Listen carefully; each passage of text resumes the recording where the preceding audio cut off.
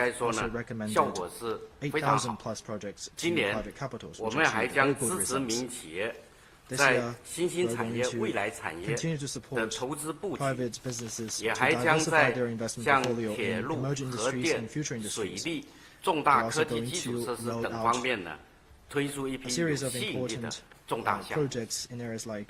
第三是把培育新动能和升级传统动能更好地结合起来，努力构建现代化的产业体系。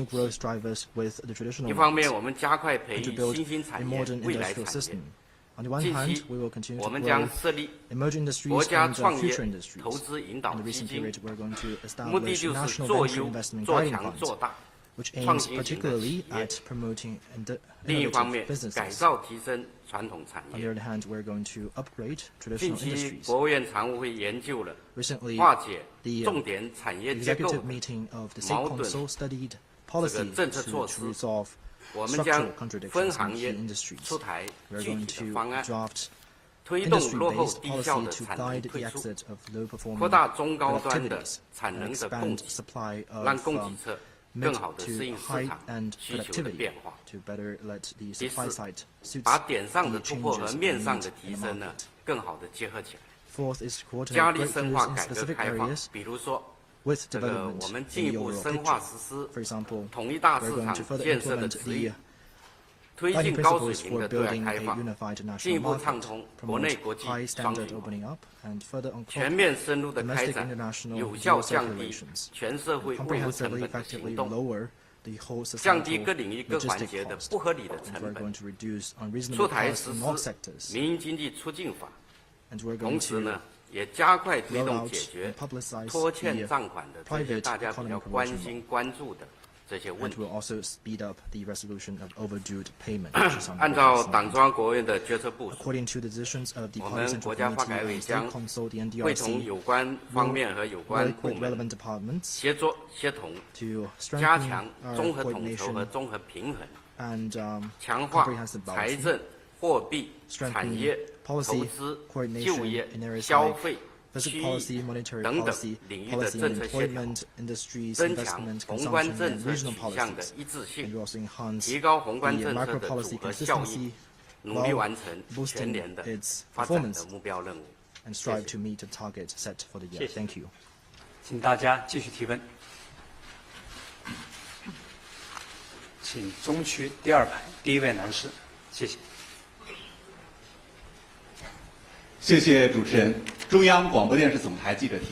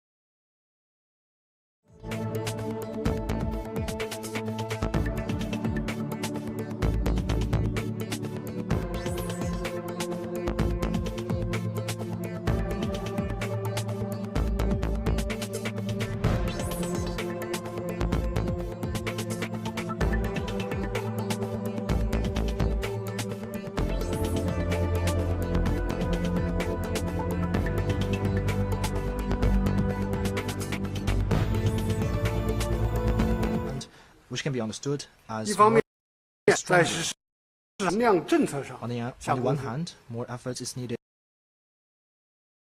4季度出台的一篮子政策落地见效，确保政策效应在今年持续有效地释放。另一方面呢，在谋划好 On the other hand, more 增量政策上出 concrete 实招， incremental policy should be designed. 用好用足政策空间， We need to make full 围 use 绕 of the 惠 policy 民生、 space 促消费、 and 增 draft 后 more 进， incremental policy focusing 及时 on 研究推出 livelihood, 新的增量政策， consumption, and future 前 growth 后贯 drivers, 通， and 接 ensure 续发力， policy 确保力度更大、 consistencies 针 so 对 as 性 to 更 carry 强、 out stronger 各 and 方面 more 的 precise policy 更有获得感。 to benefit 今年 all. 财政政策更加积极，具体体现在以下5点： There are 5 dimensions to look at 一 this 是 year's fiscal 在 policy. 赤字安排上 First, 更加给力。 More robust 今 fiscal 年赤 deficit 字率按 arrangement. 4%安排， For this year, 赤 the 字规模 deficit to GDP ratio 达 is 到 set at around 4%, 5.66万亿元， which is 比去年增加 5.66 1.6万 trillion 亿元。 RMB, adding 1.6赤字水 trillion 平和 RMB on 赤 top 字 of 规模 last year's 均 budget 为 figure. 近年最高。 Both the ratio and 逆 the 周 scale 期 of the 调节力 deficit 度 sets a 进一 new 步加 record 大。 high in recent years. 二是在支出 Stronger 强度上 countercyclical 更 adjustment. 加给力。 Second, more robust 今年 fiscal 全国一般 spending. 公共预算支出 This year, general 29.7 public expenditure 万 and 亿元， government budget are 比 projected 去 to 年 increase 增长 by 4.4%。 4.4% to 财政支出进一步 29.7 扩 trillion 张 RMB, 将有 compared 力 with 促 last 进 year. 经济社会持续健康 More 发展。 robust fiscal spending will inject solid 三是在 impetus 政府 into the 债券 sustained 规 and 模 sound 上 growth of the economy. 更加给力。 Third, larger scale 今年 government 新 bonds. 增地方政府专项 The 债券 additional special debt 4.4万亿 ceiling for 元， local governments amounts to 发行 4.4 trillion RMB. 超长期特别国债1.3万亿元， 1.3 trillion 更大 RMB 力 of 度 ultra-long 支 special 持 treasury bonds 两 will 重 be 项目 issued, 建设， giving greater 加力 priorities 扩 to 围实施 renewal and trading 两 policy. 性政策，发行首批特别国债5000亿元， The first batch of 支持 special 国有 bonds 大 of 型商业银500行 billion RMB was 补充 scheduled to support large 核心 state-owned 一级资 commercial 本， banks in China to 加上弥 enhance 补赤 their 字 Tier 的 1国 capital. 债，今年新增政府债 Taking 券规 into 模 account 达 the 到 treasury bonds for deficit financing and local 11.86 万 government 亿 general 元， bonds, 比 the 去年增加2.9万亿元。 The total added 四 government 是 bonds amounts to 在转移支付 11.86 上 trillion RMB, 更加 an 给力。 increase of 2.9 trillion RMB. 今年 compared with 中央 the 对 year 地方转移支付安排 Fourth, more 10.34 万 robust 亿 transfer 元， payment. This 同 year, 口 the 径 transfer payment 增长 from central government 8.4%。 to local government is set at 重点是增加 10.34 trillion 一般性 RMB, 转移支付， increased by 8.4% 增强地 on 方自主财力， comparable basis. 有效提高 Focusing on general 地方财政 transfer 保障 payment, 能力， it sets to 同 enhance 时 local fiscal 增 autonomy 加安 and 排， capability. 促进高质量发展，激 We 励 also 资金， scheduled 引导 incentive 地方 funds 提高发展 to 质量， boost high quality 增 development 强内生动力。 and guide local government to strengthen quality 五是在 and internal 重点 drivers 领 of 域 growth. 保障上更加给力。 Fifth, stronger support 今 in key 年全 areas. 国教育支出、 This 社会 year's 保障 spending 和 on 就业支出均 education and 接 social 近 security and 4.5 employment 万亿 are 元， all close to 4.5分别增长 trillion RMB, 6.1% with a 和5.9%。 projected increase of 科学技术支出 6.1% and 超 5.9% 1.2万亿元， respectively, while 增 spending 长 on 8.3%。 public health 卫生健康 and、住房保障等 housing 领域 and 支 other 出 areas 保持较高的增幅。 rising continue to 同时 see high growth rates. 我们将持续加强财政科学管理， In the meantime, 深 we 化 continue to 财税体 strengthen 制改革， scientific 坚 fiscal 决落 management, 实 deepen 党 reform 政 in 机关 fiscal and tax 坚 system, 持过紧日子的要求， faithfully implement the 把钱 requirements for party and 花在 state 刀刃 organs to 上， tighten their 发出 belts 好的效 and 率。 make sure that every coin is 在 well 这里啊 spent. 我还要补充一点， Here, I would like to add 为 on top of 应 what 对 I've said, 内外部可 in order 能 to 出现的不确定因 respond 素， to the uncertainties of 中央财政 domestic and 还预 international 留了 environment, 充足的 the 储备 central 空 government 间 has 和政策空间。 has left 谢谢。 ample room for policy to be implemented 大家 in the 继续 coming 提问。 year. Thank you. 请南区第3排第1位女士，谢谢。谢谢主持人，我是澎湃新闻的记者，我的问题想提给王文涛部长。王部长您好。今年以来，中国消费市场持续扩大，亮点纷呈，尤其是消费品以旧换新的政策带动了手机、平板电脑等新一波消费的热潮，服务消费表现很活跃，成为了推动消费市场增长的重要力量。请问下一步，商务部在扩消费方面还有哪些举措？谢谢。 The paper. My question is for Minister Wang Wentao. Since the beginning of this year, China's consumption market has continued to expand, marked by many highlights. In particular, consumer goods trade-in programs have led to a new wave of purchases of electronic devices such as mobile phones and tablets. Consumption of services has become an important driver for the growth of the consumption market. Going forward, what more measures will the Ministry of Commerce take to boost consumption? Thank you. 谢谢你的提问。 Thank you for your question. I also want to thank all of you for the interest and support for the work of the Ministry of Commerce. 说说去年吧。 Let me begin by a recap of last year. In terms of scale, total retail sales in 2024 amounted to 48.3 trillion yuan, up 3.5% year-on-year. Consumption remains the primary driver of economic growth. At the same time, consumption in services has sustained the momentum of positive growth, with total retail sales in services growing by 6.2% year-on-year, which is much faster than retail sales in consumer goods. So consumption in services has become a new growth area of consumption. You asked about the highlights and new trends. I think in terms of highlights and trends, consumer goods trading is now a buzzword. And Minister Zheng also mentioned this. Consumer goods trading is not just an economic policy, but also a concrete measure that brings benefits to the people. The trading program has generated new drivers for development, unleashed over 1.3 trillion yuan of automobile, home appliances and home decoration consumption, and boosted industrial transformation and upgrade, and the development of new quality productive forces. It's also a measure that brings benefits to the people, because more intelligent, greener and safer consumer products have entered millions of households. And through the trading program, people are now living a better and more quality life. In terms of consumption in services, you may have noticed that this year's Spring Festival saw booming sales in the consumer market. The Asian Winter Games ignited passion for ice and snow tourism. Naja 2 and other films attracted moviegoers to cinemas. The incorporation of Spring Festival into the UNESCO Intangible Cultural Heritage List gave a strong boost to inbound tourism. The Chinese New Year has become a global celebration. The momentum of consumption recovery and growth has been further consolidated. On the other hand, domestic demands remain sluggish, and the potential of consumption is yet to be fully released. Specifically, the main problems with consumption in goods include weak consumption capability and willingness, and dampen effective demand. While problems for consumption in service are the lack of lack of supply, especially high-quality supply. The government work report has made plans for boosting consumption and stressed the need to stimulate economic flows and industrial upgrading by boosting and upgrading consumption. The Ministry of Commerce will work with relevant ministries on the implementation of these policies. We will combine the efforts of boosting consumption and improving people's livelihood and come up with more practical and effective measures to release the potential of consumption. And this year we will work on the following two priorities. The first priority is the continued implementation of the trading program.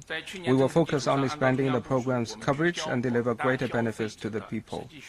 Building on last year's policy and following the central government's decision, we have focused on meeting the actual demands of consumers and expanded the categories eligible for trading subsidies.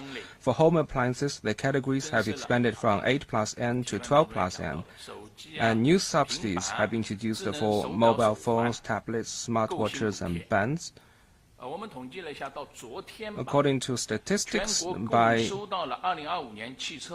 March the 5th, 310,000 applications for automobile scrapping subsidies and over 70,000 applications for automobile replacement subsidies have been received. Over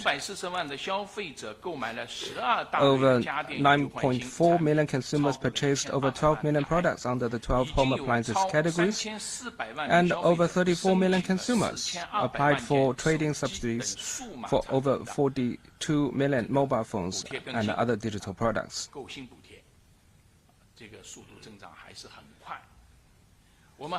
So the growth in applications is very rapid, and we've also upgraded our services and improved work efficiency to make the trading more convenient and safer for consumers and truly deliver the benefits of the policy. Another priority is trading services, and the key is opening to the world and revitalizing domestic market. Last year, China's per capita GDP surpassed $13,000. International experience shows that when per capita GDP exceeds $10,000, consumer demand for services will be released at a faster pace. We can see this from our own experience. In the past, people went shopping mainly to buy stuff, but now people have other options. They will choose places with good entertainment options, beautiful sceneries, and nice restaurants, which means they now care more about services. As I said, in consumption in services, the main problem lies in supply. Compared to the rapidly growing and increasingly diverse demands, new business forms and scenes featuring integration of business, tourism, culture, and sports need to be innovated and improved. Education, medical services, health, and other sectors need to be further opened up.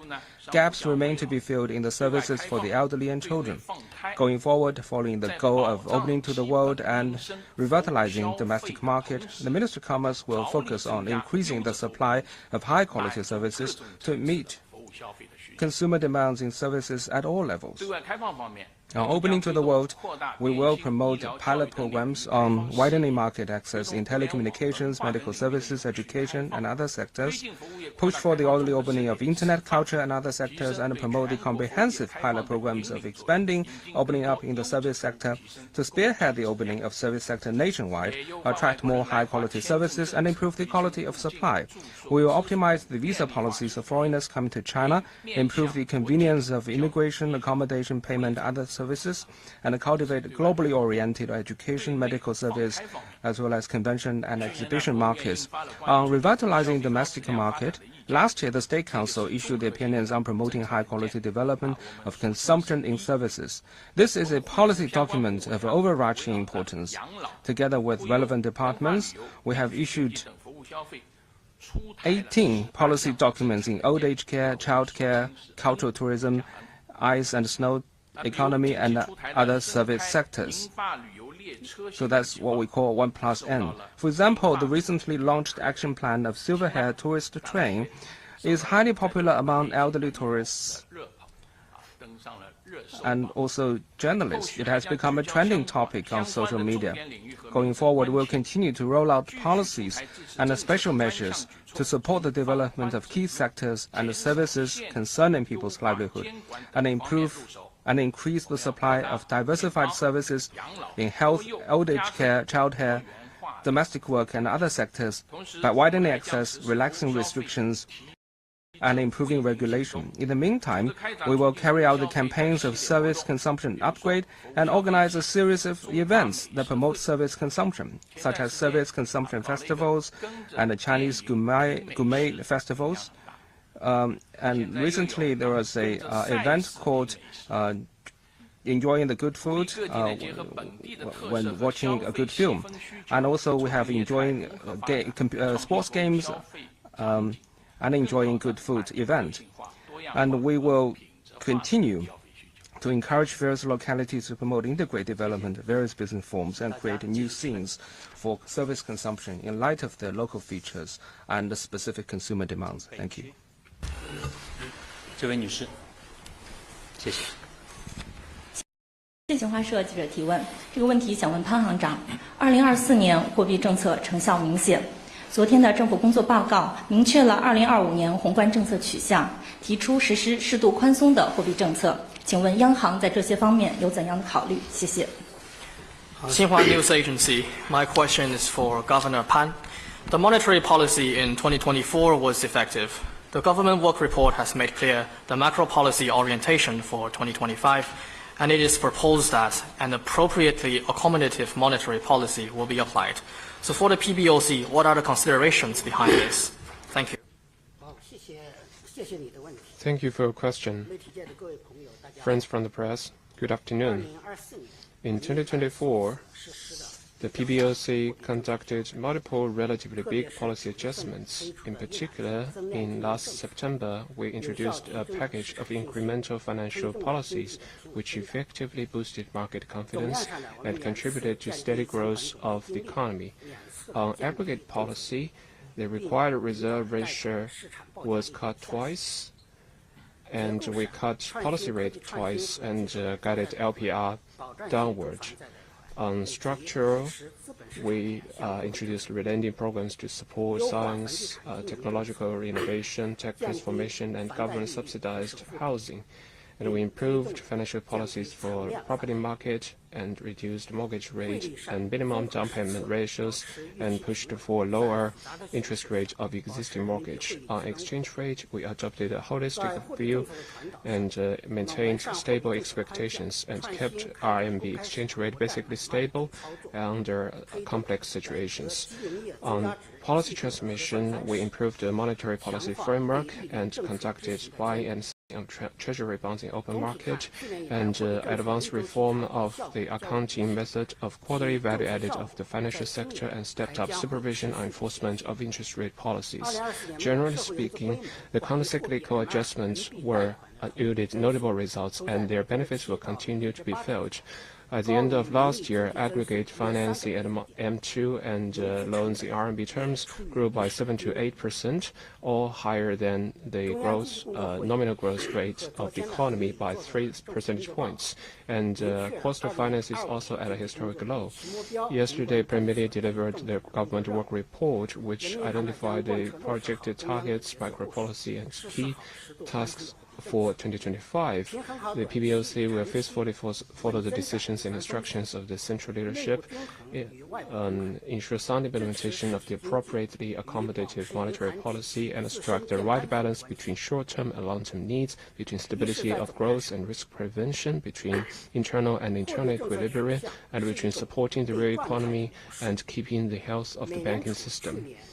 First, on aggregate policy. Monetary policy orientation is a description of status.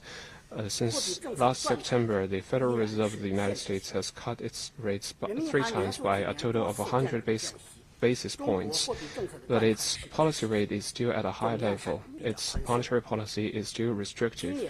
Over the past few years, the PBOC has cut the RRR and policy rate a few times, and our monetary policy is supportive. It is generally accommodative. As mentioned by Premier yesterday, we will continue to keep abreast with domestic and external economic and financial situations and the financial market operation and make a reasonable cuts to RRR and interest rate at appropriate time. And now we will also use a host of monetary policy tools, including open market maneuvers, MLF, relending and rediscount policy and policy rate to maintain sufficient liquidity in the market, to lower the debt cost of banks, and push for lower cost for aggregated financing, and to keep growth of aggregate financing and money supply in step with projected targets of economic growth and prices. On structure, we will strengthen financial support for major strategies, key areas, and weak links, further expand the relending for science, technology, innovation, and tech transformation, expand the coverage of policy support, and use all instruments under structural monetary policy to guide financial institutions to increase your input of credit to support sci-tech finance, green finance, small and micro businesses, and pension finance. And we will consider new instruments to give special support to investment and financing in sci-tech innovation to boost consumption and ensure stable trade. We will use the monetary policy tools in support of capital market and work with the CSRC to explore day-to-day institutional arrangements and support the steady development of the capital market. And third, on policy transformation, and will further improve the interest rate adjustment framework, continue to strengthen regulation of and on enforcement of interest rate policies, and we will advance measures such as capital replenishment by banks, ensure smooth function and monetary policy transformation, and guide banks to make well-informed assessment of risks. We will also step up synergy and coordination with the fiscal policies to ensure the sound delivery of the proactive fiscal policy, and so as to facilitate dynamic equilibrium between industrial supply and demand and support economic structure transformation and upgrade, and also the shift from old growth drivers to new ones. At the same time, we'll work with the fiscal side to ensure the monetary policy has synergy with fiscal interest discount and risk compensation and other measures. Fourth, on exchange rate, we will stay committed to the decisive role of market in formulation of the exchange rate and ensure its adaptability. We'll strengthen the guidance of expectations and resolutely guard against the risk of exchange rate overshooting. Keep the RMB exchange rate basically stable and adaptive and balanced level. Thank you. 谢谢。是。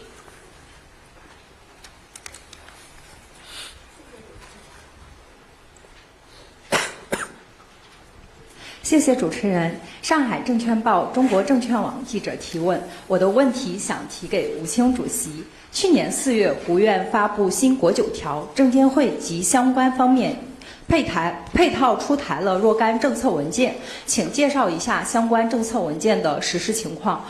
政府工作报告提出要更大力度促进股市健康发展，证监会下一步有哪些考虑？ Shanghai Security News. My question is for Chairman Wu Qing. Last April, the State Council published the new 9-point guideline on the capital market. The CSRC and relevant departments have issued policy documents in this regard. Could you brief us on how these policies are being implemented? In the government work report, it is proposed that greater efforts will be made to promote the healthy development of the stock market. What considerations does the CSRC have for the next steps? Thank you. Thank you very much for the question, and I also want to take the opportunity to thank all of you for the interesting and support for the development of China's capital market. Last year, soon after the 2 sessions, the State Council issued the guidelines on strengthening regulation, preventing risks, and promoting the high-quality development of a capital market, also known as the new 9-point guideline.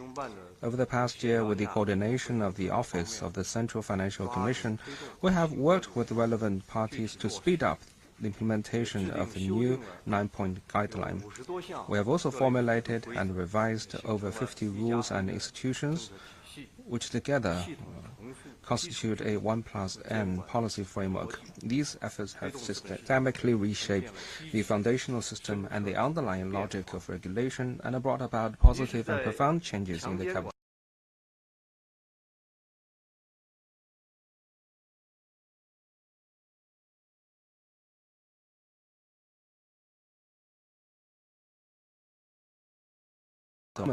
across the whole process of IPO, information disclosure, corporate governance, merger and acquisition, reorganization, trading, and delisting.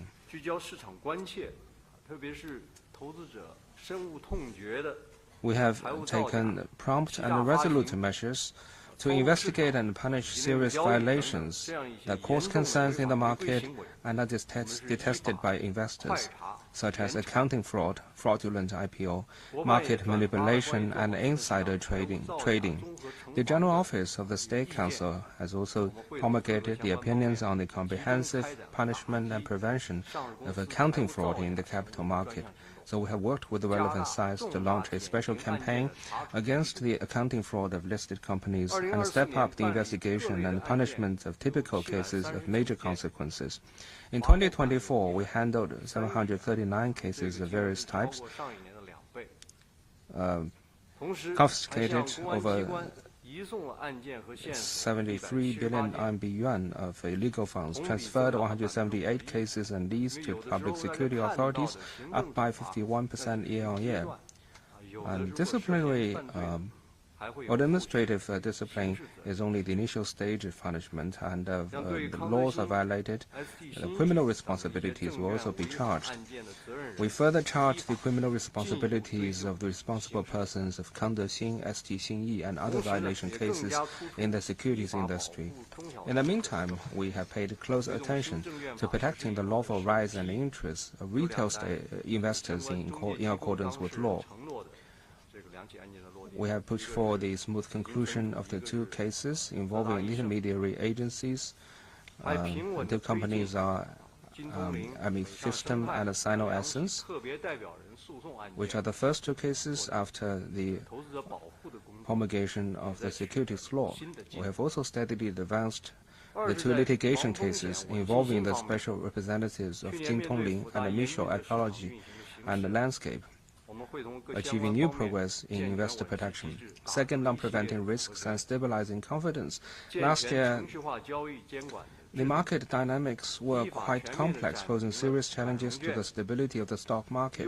We have worked with relevant sides to improve the mechanism for ensuring market stability and introduced a series of policy steps. We have improved the regulatory system for automated trading, fully suspended securities lending in accordance with law, improved the northbound information disclosure mechanism, seriously punished illegal shareholding reduction practices, including shareholding reduction through divorce, indirect shareholding reduction, and flash cash out.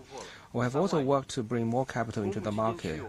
The registration-based issuance of public mutual funds has visibly picked up speed, and the total scale of ETF funds have surpassed 3 trillion yuan. Market value of A shares held by public mutual funds increased from 5.1 trillion yuan in the beginning of 2024 to the current level of 6.2 trillion yuan, up by 21.6%. We have joined the PBOC in launching monetary policy tools in support of the capital market, and worked with relevant sides to issue the guidelines and the subsequent implementation plans for bringing medium and long-term funds into the market. Through the concerted efforts of all sides, the A-share market, the investor expectation and confidence have notably improved. Third, on promoting high-quality development. Since last year, to support sci-tech innovation and the development of new quality productive forces, we have issued the 16 guidelines for supporting SMT enterprises, the 8 guidelines on the Starboard, the 6 guidelines on merger and acquisition, and the opinions on the 5 key areas where the capital market could be leveraged to support high-quality development. In the meantime, we have taken raising the investment values of listed companies as an important anchor of our work, and encouraged listed companies to give higher returns to investors, including multiple dividend payout per year and dividend payout before the Spring Festival. Last year, dividend payout of the whole market reached a historic high of 2.4 trillion yuan, up by 14.6%. More than 300 listed companies initiated dividend payout in the 2 months leading to the Spring Festival, with a total amount of over 340 billion yuan, which is another record in history. Last year, listed companies repurchased nearly 150 billion yuan of shares, also a new high. On the whole, the total amount of dividend payout and share repurchase far exceeds that of IPO refinancing and shareholding reduction. The dividend yield of the CSI 300 index has reached 3.4%. An ecosystem with greater balance between investment and financing is quickly taking shape in the market. The Central Economic Work Conference and the recently held meeting of the Political Bureau of the CPC Central Committee both stressed the importance of stabilizing the real estate and the stock markets. And in the government work report delivered by the Premier yesterday, the goal of stabilizing the real estate and stock market have been included in the opening chapter, which is also these decisions, and continuously push forward the implementation of the new 9-point guideline and the 1-point policy framework. We will deepen comprehensive reform of investment and financing in the capital market, and on that basis accelerate the new round of reform and opening up in the capital market and strengthen the foundation for the healthy development of the stock market. First, we will strengthen the inclusiveness and the multi-tiered market system. We will deepen reform of the Starboard, the Growth Enterprise Market, and the Beijing Stock Exchange, improve differentiated arrangements involving IPO, information disclosure, and the sector structure, and promote the concentration of market resources in new industries, new business forms, and new technology fields. Second, we will further improve the coordination of investment and financing. We will strengthen the coordinated development and counter-cyclical adjustment mechanisms for the primary and secondary markets. Further improve the governance of listed companies, explore more concrete and effective measures to protect the lawful rights and interests of investors, and promote the effective check and balance between retail investors and the key minority investors, such as major shareholders and actual controllers of listed companies. We will encourage listed companies to enhance their awareness and ability of paying back to investors. We will also remove the bottlenecks and choke points that prevent social security, insurance, wealth management, and other funds and other medium and long-term funds from entering the market, and bring more fresh water into the capital pool. Third, we will strengthen the effectiveness of regulatory law enforcement. On the one hand, we will seriously punish violations in accordance with the law, push for the introduction of judicial interpretation of breach of trust crime and regulatory rules for listed companies, speed up the revision of regulatory rules of securities companies, deepen interagency coordination and coordination between central and local governments, and exercise effective joint penalties in accordance with law. On the other hand, we will strictly guard against violations based on responsibilities, strengthen the long-term mechanism for preventing accounting fraud, improve the whistleblower system, further ensure the gatekeeper responsibilities of intermediary agencies, further strengthen technology-empowered regulation, and reinforce management at the source. Fourth, we will further strengthen the adaptability of the foundational market system. We will respect the laws of the market and respect rules, optimize the mechanisms for market pricing, evaluate and improve the mechanism for transaction settlement, and create a more equitable, efficient, attractive, and predictable institutional environment for all market participants. We will also steadily expand high-standard institutional opening up, improve the record filing system for overseas IPO, and steadily expand cross-border connectivity to better promote reform and development through opening up. Thank you. 请大家继续提问。请南区第二排第3位女士，谢谢。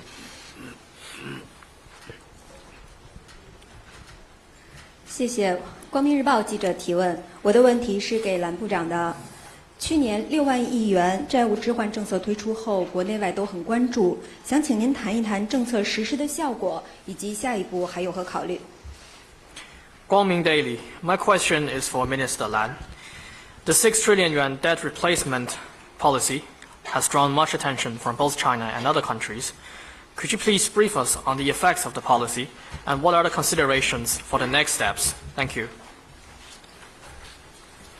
关心的问题 The issue I've raised is also a priority in our work. Under the instruction of the Party Central Committee, the NPC Standing Committee approved in the last quarter of 2024 a 6 trillion yuan increase in local government debt quota to be allocated over 3 years at 2 trillion yuan annually, aiming to replace existing implicit debt and support local risk mitigation. Through the policy design and institutional reconstruction, this policy proactively resolves risks while supporting local government to free up more funds and resources to support high-quality development. With this single policy, we have accomplished at least 3 major things. First, the pressure of debt was significantly alleviated and the risks mitigated. After the policy was introduced, local governments quickly carried out implementation. First, implicit debts were exposed, and the debt management was more standardized and transparent. As of March 5th, 2025, local governments have issued 2.96 trillion yuan of bonds for debt replacement. Second, high interest rate debts were replaced by low interest rate debt. The 2 trillion yuan replacement bond in 2024 achieved a significant interest rate reduction by 2.5 percentage points, with some places experiencing steeper decline.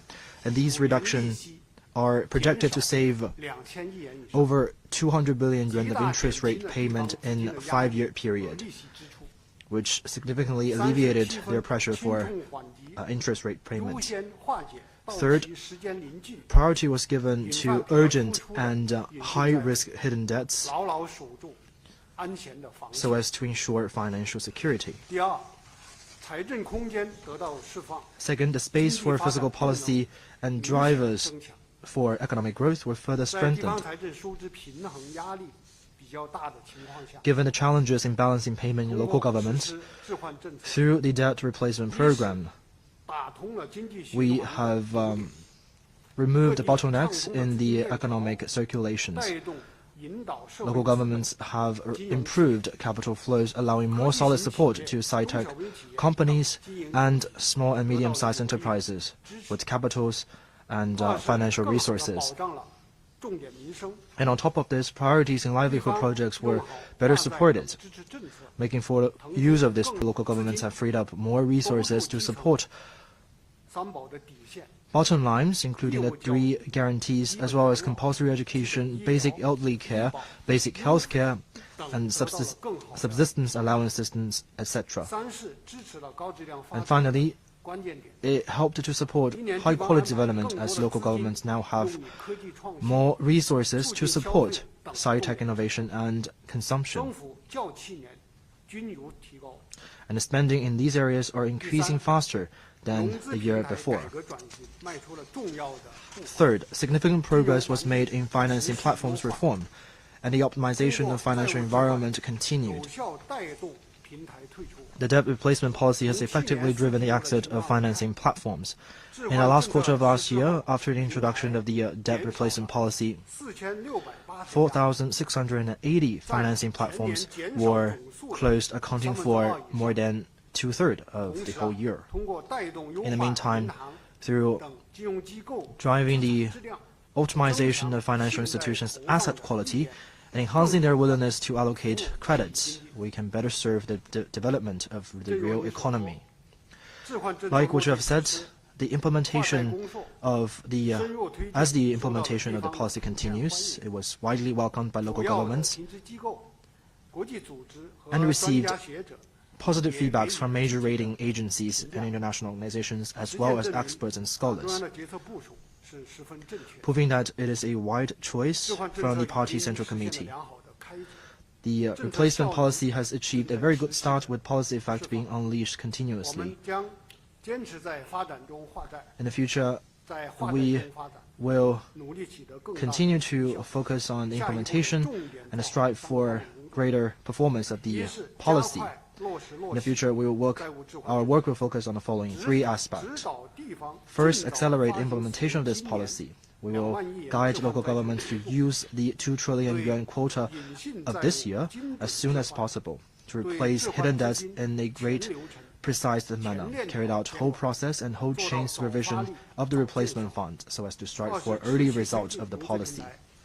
Second, continue to promote reform of financing platforms. We will divest local platforms of their government financing functions, implement classified market-oriented transformation based on actual conditions, and strictly prevent SOEs and public institutions from continuing borrowing under new disguises. And thirdly, we will resolutely prevent newly added hidden debts. We will further optimize our monitoring system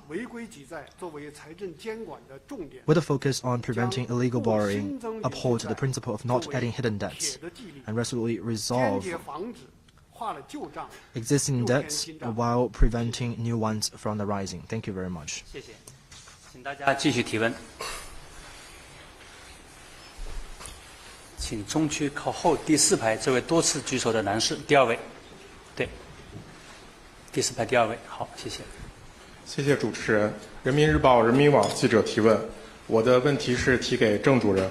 去年以来，心智生产力成为经济工作的高频词 ，AI 大模型、人形机器人、国产原创药等不断涌现，在国内应用如火如荼，在国际上也引起了很大的轰动。请问，我国心智生产力发展取得了哪些成果？国家在培育心智生产力方面还将有哪些重要举措？谢谢。People's Daily. My question is for Chairman Zhang.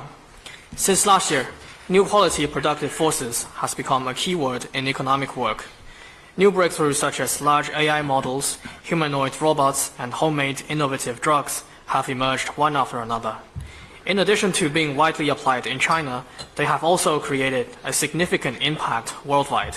My question is, what has China achieved in developing new quality productive forces, and what more important measures will the government take to foster new quality productive forces? Thank you. 谢谢您的。Thank you for your question.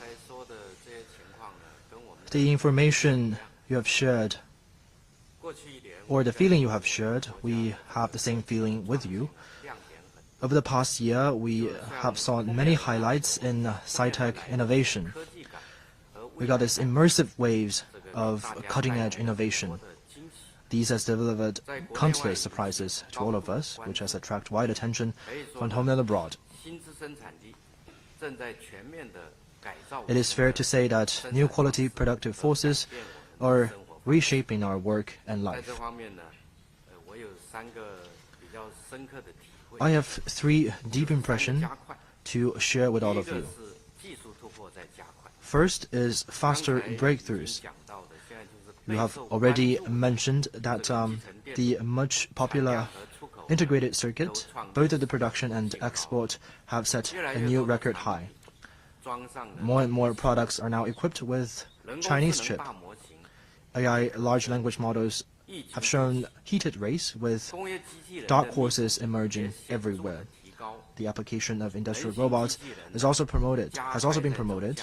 Humanoid robot is also fast approaching commercial application, and a batch of internationally competitive homemade drugs are also emerging.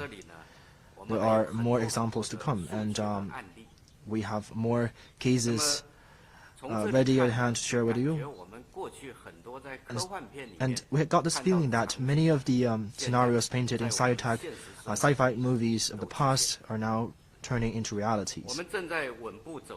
China is now making proud strides at the very forefront of the sci-fi innovation of the world. This, from different perspectives, some forces in the international community are trying to contain China, but these kind of efforts will only propel China's effort in terms of scientific innovation. Second is on faster industrial upgrading. Last year, the added value of China's high-tech manufacturing and equipment manufacturing accounted for 16.3% and 34.6% respectively. And the export volume of electronics, including cell phones and PCs, personal computers, accounted for approximately 60%. And the new energy vehicles industries, after 10 years of investment, have already formed a complete industrial systems. These are all testament to the one fact that our industrial chain is moving towards mid and high end. Third is faster growing drivers. Recently, phenomenal innovative products are emerging continuously. And the result of scientific research are transforming from papers into products, and more enterprises are now spending more on sci-tech innovation, creating stronger internal impetus for innovation. Like over the past more than a year, we have witnessed more and more dark horses emerged on the horizon and quickly turn into backbones of our innovation. Developing new quality productive forces is a long-term task and systematic project. We are going to focus on the following three aspects, including capital, talent, and ecosystem. First is on investment. We're going to spend more on sci-tech innovation. Just now, when I'm talking about macroeconomic performances, I have already mentioned that we will build the National Venture Capital Guiding Fund, which will mobilize local and private capital of around 1 trillion yuan. And this policy is to give priority on hardcore technology with long-term commitment, as well as high tolerance for failure, and to give this money to innovative-driven businesses in a market-based manner. At the same time, we are also going to refine policy on merger and acquisition and share transfer policy and encourage development of merger and acquisition funds. We will unclog the exit channels of venture capitals and to attract more capitals to join venture investment. Second is on talent. We'll continue to cultivate high-quality talent pool. We're going to strengthen cultivation of outstanding talents in much-needed area. We're going to bring up a large number of strategic scientists, outstanding entrepreneurs, outstanding engineers, craftsmen, and high-skilled talents through practices. The third is on ecosystem. We're going to build an open, inclusive innovation system ecosystem. We're going to put forward policy to support the development of new quality productive forces and to fine-tune our institutional underpinnings of supporting comprehensive innovation. And we're going to refine inclusive and prudent supervision to create an ecosystem full of vitality for innovation. Thank you. 请北区第3排这位女士，第2位，谢谢。 Thank you. From CNBC. My question is for PBOC Governor Pan Gongsheng. Recently, as we've been talking about, many Chinese companies have made some new technological innovations. What are the plans for financial measures to ensure the sustainable development of these new tech? Thank you. 美国消费者新闻与商业频道，我的问题提给潘功胜行长。近一段时间，中国一些科技企业在科技创新方面取得了很多新的进展。2025年，金融支持科技创新方面还将有哪些举措？谢谢。好，谢谢。 Thank you for your question. 中国的科技创新活动呢富有活力。 Sci-tech innovation is vibrant in China, as you mentioned, and this vitality has attracted huge interest of domestic and international investors. Providing sound financial support for sci-tech innovation is a key task in implementing the innovation-driven development strategy and ensuring financial service for the real economy. It is also an important component of the financial supply side structure reform. In recent years, together with relevant ministries, the PBOC has employed tools such as equity, bond, and insurance to strengthen financial support for sci-tech innovation.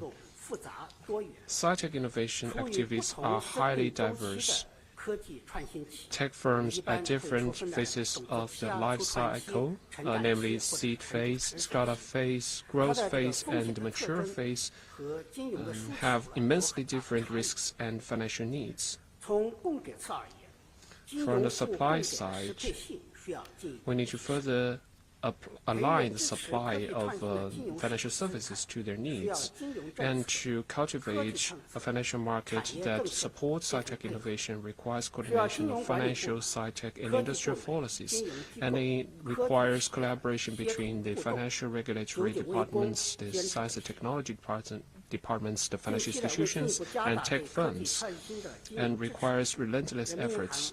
Recently, in order to further strengthen financial support for sci-tech innovation, the PBOC will work with the CSRC and the Ministry of Science and Technology to launch a Science and Technology Board of the bond market at the same time, and we will improve the re-lending program for sci-tech innovation and technological transformation. Let me briefly share with some details. First, on the science and technology bond, we will support financial institutions, tech firms, and private equity investors, these three types of entities, to issue sci-tech innovation bonds to enrich the variety of bond products for sci-tech innovation.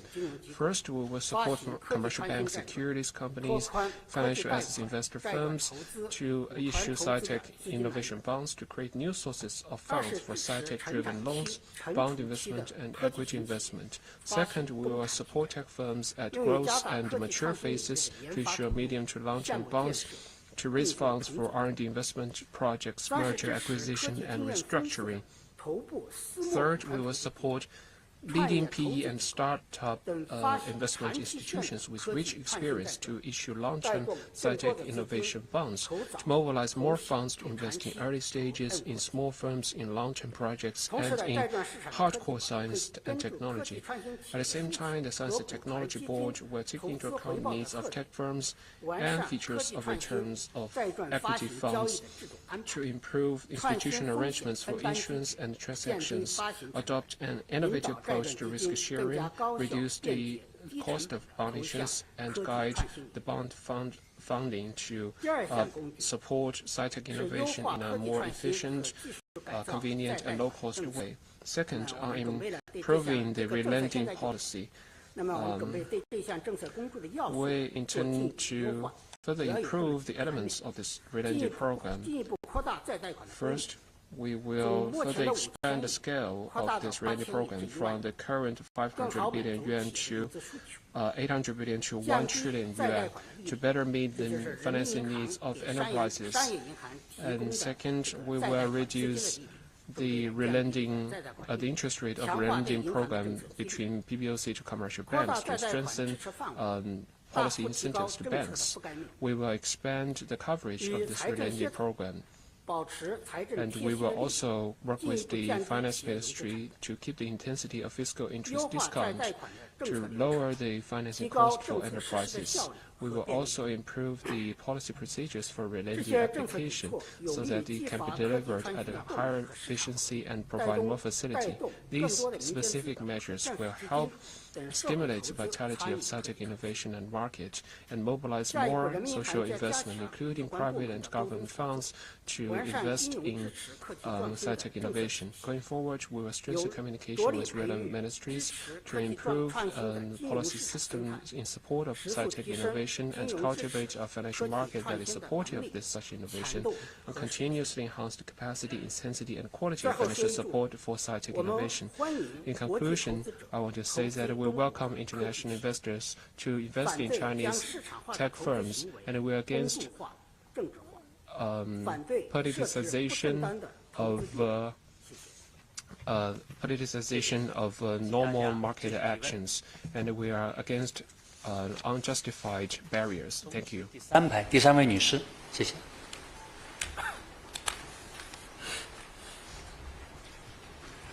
深圳卫视直新闻记者提问，想请问王文涛部长，去年外部压力加大，内部困难增多，但中国外贸交出了一份亮眼的成绩单，对经济增长的贡献加大。政府工作报告对稳外贸做了部署。请问如何看待今年外贸发展面临的形势？商务部在稳外贸方面有什么考虑和具体的举措？谢谢。Shenzhen TV. My question is for Minister Wang. Last year, despite growing external pressure and internal difficulties, China's foreign trade delivered a remarkable performance and made greater contributions to economic growth. The government work report lays out plans on stabilizing foreign trade. How do you view the development of foreign trade this year? What considerations and specific measures does the Ministry of Commerce have in terms of stabilizing foreign trade? Thank you. 好，这个谢谢你的提问。Thank you for your question.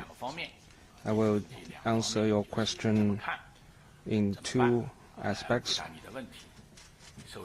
The first, on the aspect of how should we assess the current situation. Under the strong leadership of CPC Central Committee with Comrade Xi Jinping at the core, and through the concerted efforts of all parties, China has delivered strong performance on foreign trade. As noted in the government work report, exports have contributed more to economic growth.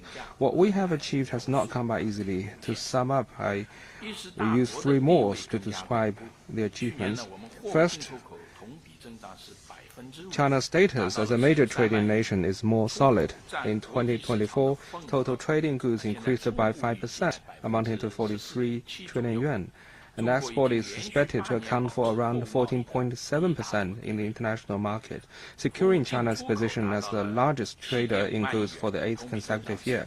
On trading services, the total volume reached 7.5 trillion yuan, up by 14.4%, which is 10 percentage points faster than trade in goods. On US dollar term, trade has crossed the $1 trillion mark for the first time. This shows the changing structure of China's foreign trade. Second, more diverse trading partners. China is now a major trading partner for over 140 countries and regions. Among them, the share of Belt and Road participating countries in China's total foreign trade has surpassed 50% for the first time last year. I think that is also a landmark achievement that shows diversification of China's trade strategy.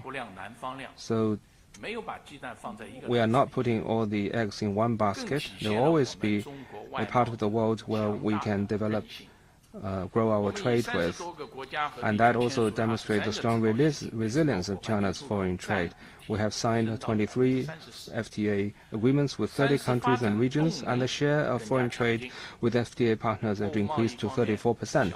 Third, more dynamic driving force for development. On trading goods, from small home appliances like coffee machines and vacuum cleaners to big mechanical products like EVs and industrial robots, Chinese products are now featuring more high-tech elements and are gaining wide recognition in the world. Cross-border e-commerce has been growing at double digits for several years in a row, providing more product choices and a convenient shopping experience for global consumers.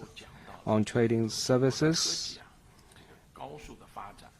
as my colleague said, China's technological advances, including AI, quantum technology and cloud computing, are creating new paradigms for service trade.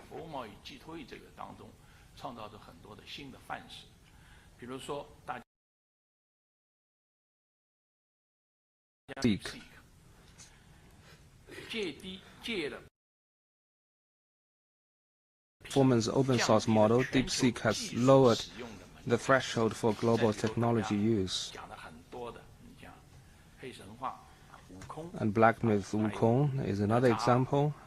The Zhatu, the film.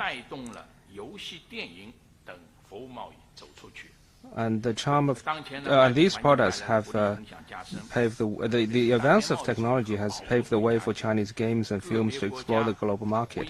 While at present the negative impact of external environment is deepening, unilateralism and protectionism are on the rise. Certain countries waving the stick of tariffs, disrupting the order of international trade, and bringing shock to the global production and supply chains. China's foreign trade is confronted with serious challenges.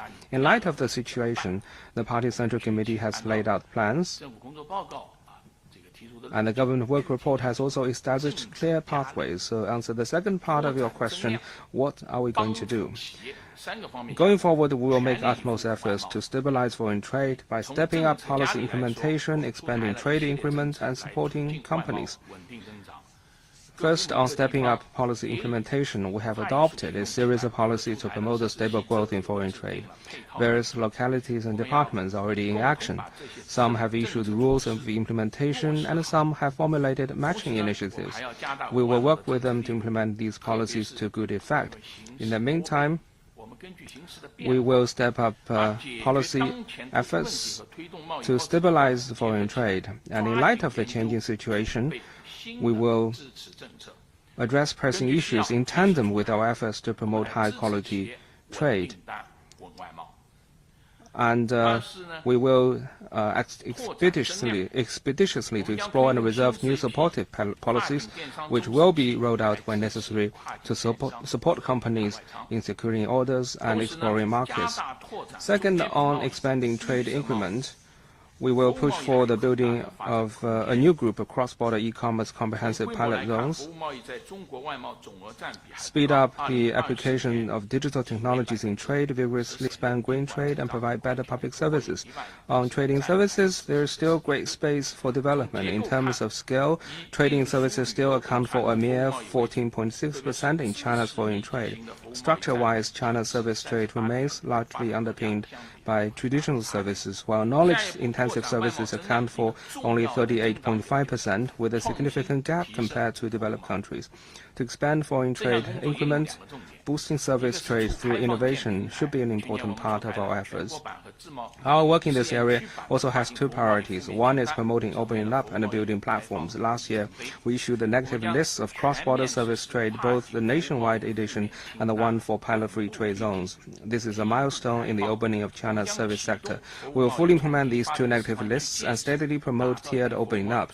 We will also launch the building of the national demonstration zones on the innovation-driven development of trading services and cultivate a number of demonstration platforms on the comprehensive reform and opening up of trading services to provide a replicable experience for nationwide implementation. The other priority is promoting integration and ensuring real effect. We will step up efforts in inbound tourism, digital services, professional services, and bonded area plus services, promote integrated development, trading goods, trading services, and digital trade, and cultivate new growth areas and new drivers of foreign trade.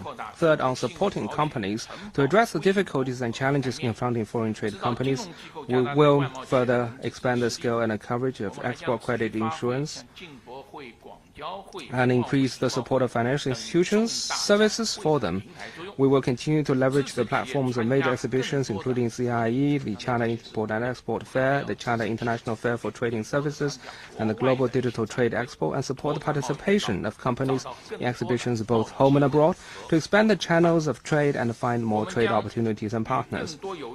We are ready to negotiate and sign FTA agreements with more interested countries and regions, further expand the cooperation frameworks for trading services and digital trade, raise the level of trade liberalization and facilitation.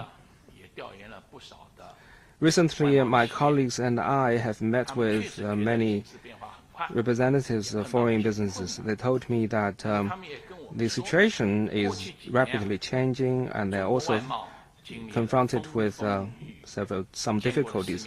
But they also told me that over the years, China's foreign trade has weathered winds and storms, gained experience by embracing the world, and proved its resilience against all odds. And they are confident that whatever the problems, solutions can always be found. We're also convinced that economic globalization is irreversible and global trade cooperation is an unstoppable process. We are confident and well-grounded in our ability to maintain stability foreign trade and make new strides in building a strong trading nation. Thank you. 请北区第4排。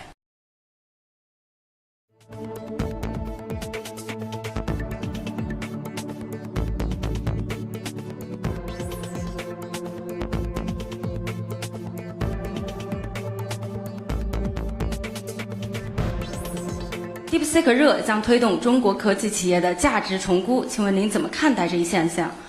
也想问一下，资本市场要如何发挥自身优势，支持科技创新，更好地引领新质生产力的发展？谢谢。Science and Technology Daily. My question is for Chairman Wu Qing. Since the beginning of this year, technology companies represented by DeepSeek have attracted wide attention from the market.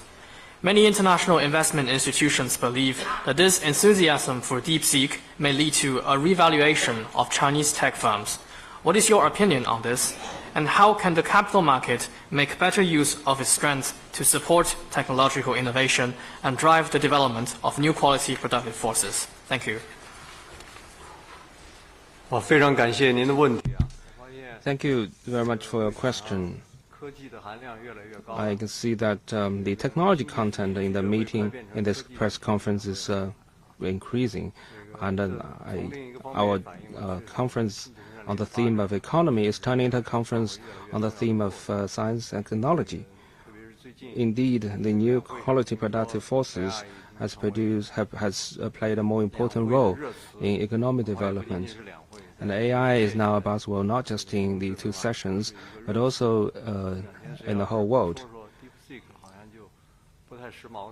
And you will feel out of step with the times if you do not know about and talk about AI. And it is also a topic that the capital market is very following closely. The rise of DeepSeek in the global AI field has been mind-blowing for the AI industry. It has provided the world and the financial sector with a new perspective on China's technology innovation capability, and to some extent prompted a revaluation of Chinese assets.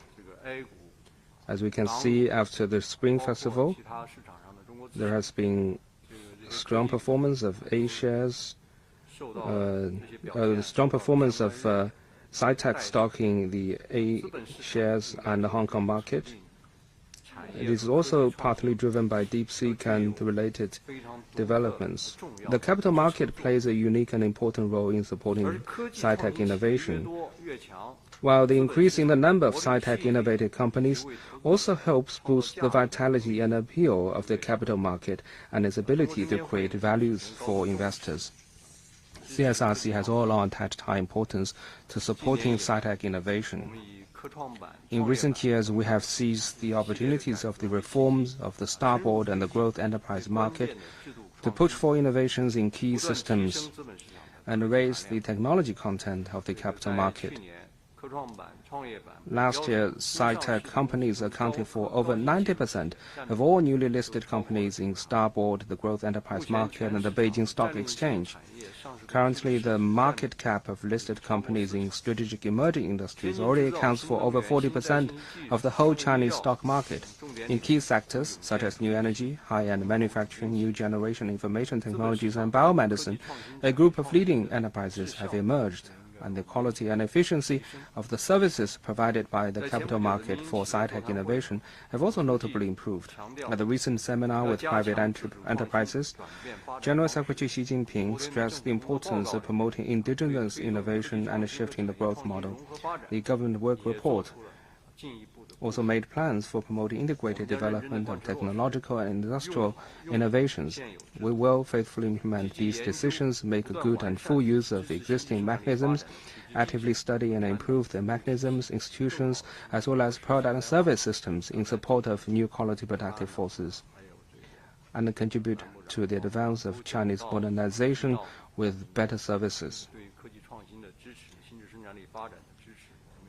Just now, all my colleagues talk about the importance of SciTech innovation in advancing Chinese modernization.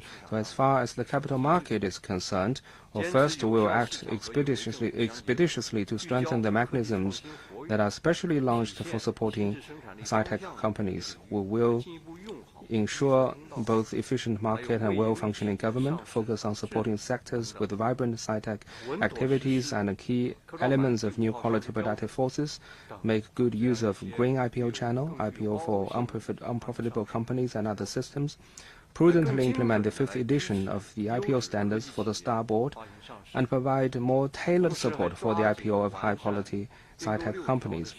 We will also speed up efforts to improve the supporting mechanisms for the 6 guidelines on merger and acquisition, remove the bottlenecks in valuation and pricing, review and approval process and payment instruments, vigorously promote corporate merger and acquisition, to improve resource allocation and support the development of companies,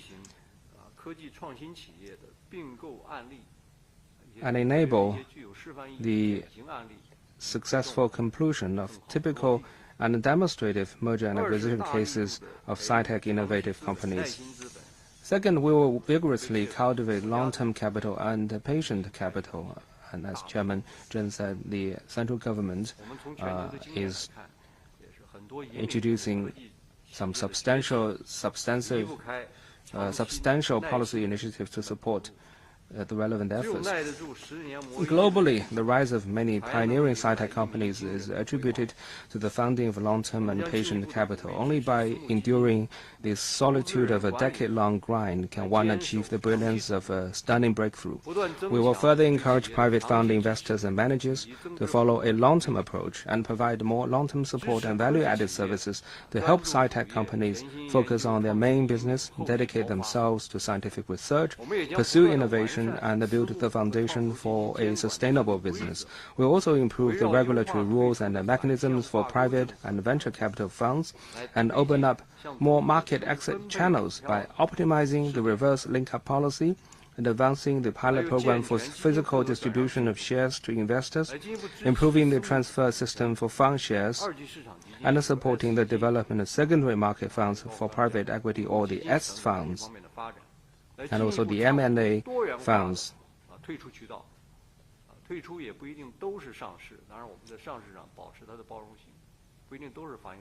We will continue to follow an inclusive approach with regard to IPO, but IPO is not the only pathway for market entry and exit.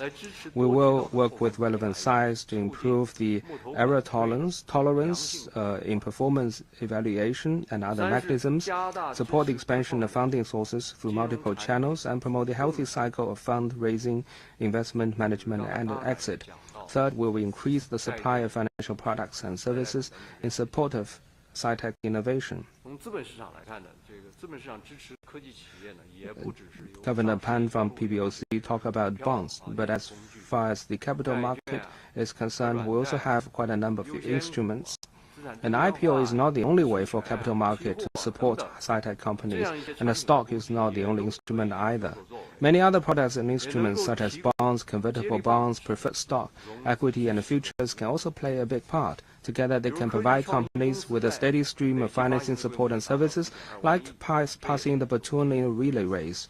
For instance, the bonds issued by sci-tech companies have now reached the level of 1.2 trillion yuan, which is not a small figure. We will continue to take coordinated steps to support sci-tech innovation, further improve the registration process for issuing sci-tech innovation bonds, steadily promote the securitization of IPR assets, and provide more comprehensive and efficient capital market services for sci-tech innovation. Sci-tech innovation is a process of exploring the unknown. While generating new drivers, it also brings with it new risks. So in different sectors, in different aspects of the life cycle, it may face different risks. Sci-tech companies often have uncertain business performances and a long waiting period for profitability. Once successful, they may undergo explosive or exponential growth, but if failed, they may also pay a huge price and even go bankrupt. This is the laws of the market and also the laws of innovation. So we do hope that the market will view the risks in the growth of sci-tech companies in a comprehensive, objective, and a cool-headed manner, and adopt proper methods and tools to manage risks and gain profits. We should also give more understanding and tolerance to the listing of unprofitable companies, and work together to foster a more healthy and a sound market environment for the development of new quality productive forces. And the innovation in the market ecosystem is a very important part of the efforts. Chairman Zheng also talked about this, and understanding and tolerance are also important. So this is my response to the question. Thank you. 大家继续提问。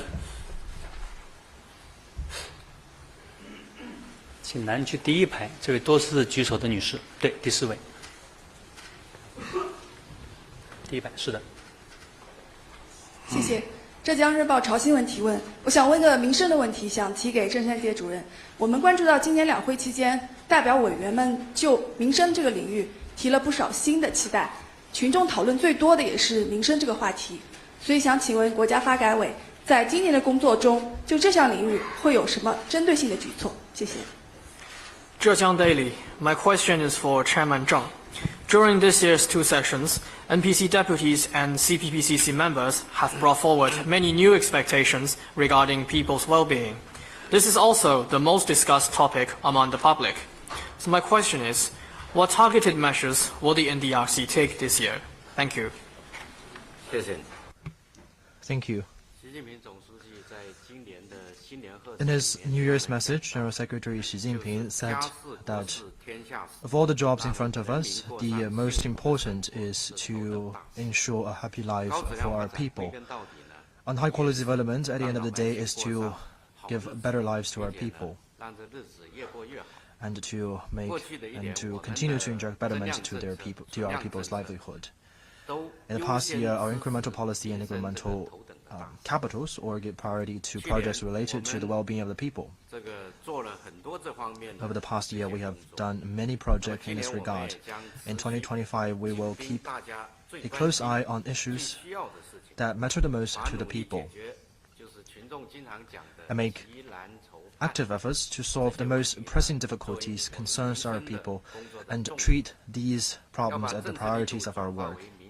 And we are going to set to transfer the policy into actual benefits for our people. In short, it can be divided into 4 different aspects. First is to solve pressing issues. For example, on elderly and child cares, because every household has senior members or kids to take care of. And in response to high work pressures, fast-paced lifestyle, and the need for elderly and child cares, it is much needed to enjoy community-based caring services. This year, we are going to work with relevant departments to focus on reducing costs, alleviating burdens, and optimizing services with a target on strengthening community-based caring services. We are going to use publicly built and private-run methods to provide more low-cost facilities to support specialized agencies to provide quality services. Just now, my colleagues has mentioned some opening up measures taken in the service sectors. We are also going to promote age-friendly renovation, including elevators and barrier-free facilities. We will also work to bring more diversified services into communities, including housekeeping, meal assistance, and disabled assistance, so that we can inject more love and care into the communities. Second is to work on difficult issues for the people. For example, on healthcare. Some of the hospitals at the primary level are short of talent and equipment. And for medical attention, people sometimes have to travel to major cities and major hospitals. This year, we are going to carry out grassroots healthcare capacity building program and provide much needed equipment to primary level hospitals, including at county level and the village level, where with the concentration of population. And we also improve the mechanism of redirecting talents to grassroots levels. And we will strive to achieve the goal of common illness are treated within the city and daily healthcare needs are met at grassroots level. And we also promote a balanced, high-quality medical relocation and expansion. In recent years, we are promoting the implementation of the project on national regional healthcare centers. We will work to complete at an early date the already planned 125 regional medical centers. And through having the expert on-site or remote consulting services, we will provide opportunities to more people and with their access of high-quality medical services. Third is to work on the concerns of the people. For example, quality education is always on people's mind. In the years to come, we will adapt to the fluctuations in the school-age population and expand the supply of high-quality education services by balancing the teachers. We will include more schools into group-based schoolings and trusteeship assistance. We're going to build tens of thousands of compulsory education, new quality schools, and build thousands of quality high schools. In the meantime, we will continue to improve higher education. That is to say, we will promote the expansion of high-quality undergrad schools, meaning that we will expand undergrad enrollment of the double first-rate universities. On this, last year we have expanded the scale to include 60,000 students. And this year, we will work to include 20,000 more. In a word, we will strive to let more kids to receive a fair education with better quality. Fourth is to work on the much anticipated issues of the people. For example, in China, we have a huge population of migrant workers. Their top priority is to enjoy basic public services at the place where they live, including education, housing care, and as well as social security. This population is rather big, and it is a realistic concern for them.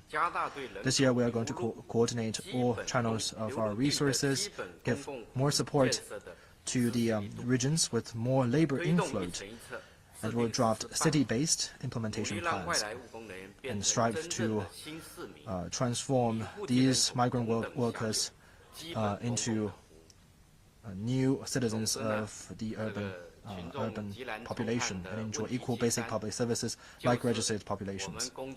In a word, the concerns list of the people are the to-do list of my department. We will check all the boxes one by one and case by case. Thank you.